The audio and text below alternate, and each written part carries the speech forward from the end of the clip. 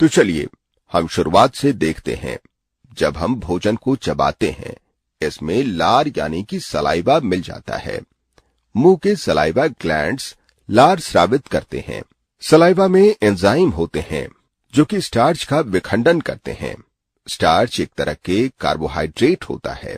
भोजन मुंह से लंबी नली नुमा ग्रसिका से होकर आमाशय में पहुंचता है।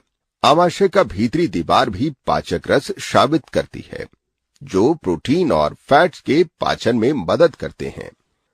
लेकिन भोजन का आमाशय में पूरी तरह पाचन नहीं होता है।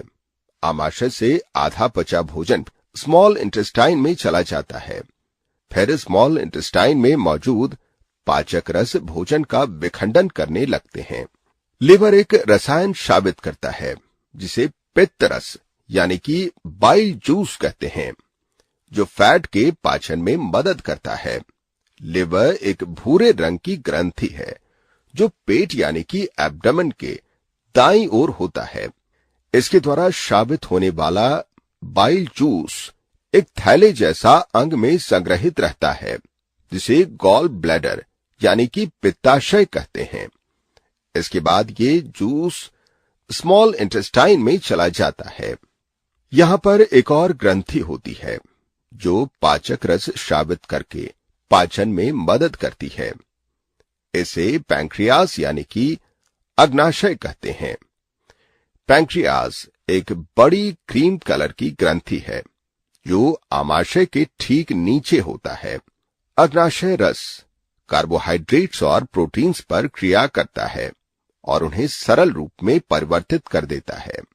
पित्त रस अग्नाशय रस इंटेस्टाइन में इस छोटे से पाइपनुमा रास्ते से जाते हैं। इंटेस्टाइनल जूस और अग्नाशय रस में शर्करा या कार्बोहाइड्रेट्स, प्रोटीन और फैट्स को विघटित करने वाले एंजाइम्स होते हैं।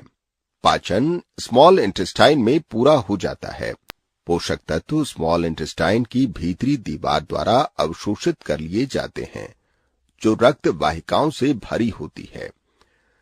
स्मॉल इंटेस्टाइन की भीतरी दीवार में उंगली के समान संरचनाएं होती हैं, जिसे रसांकुर यानी कि विली कहते हैं। प्रत्येक विलस में बहुत सारी रक्त वाहिकाएं होती हैं। विली द्वारा पचे हुए भोजन का अवशोषण हो जाता है और भोजन विली से ब्लड वेसल्स में चला जाता है। पचे हुए भोजन के अवशोषण के बाद भोजन का वह भाग जिसका पाचन नहीं हो पाता है, वह बृहदांत्र यानी कि लार्ज इंटेस्टाइन में चला जाता है। लार्ज इंटेस्टाइन इसमें से पानी अवशोषित कर लेता है। पानी के अवशोषण के बाद अपचित भोजन अर्ध ठोस यानी कि सेमी सॉलिड हो जाता है।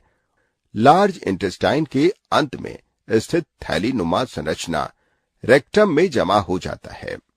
इस अपचित भोजन अर्ध ठोस यानी कि सेमी सॉलिड को मल या फेसिस या स्टूल कहते हैं। समय समय पर ये फेकल मैटर एनस या गुदाद्वार द्वारा बाहर निकाल दिया जाता है। पाचन नली में मुख, ग्रसिका यानी कि एसोफेगस, आमाशय यानी कि स्टमक, क्षुद्रांत यानी कि स्मॉल इंटेस्टाइन, बृहदांत्र यानी कि लार्ज इंटेस्टाइन और इसके साथ ही मलाशय और गुदा भी होते हैं। आहार नलिका और उससे संबंधित ग्रंथियां, लिवर, पैंक्रियाज, ये सब मिलकर पाचन तंत्र बनाते हैं।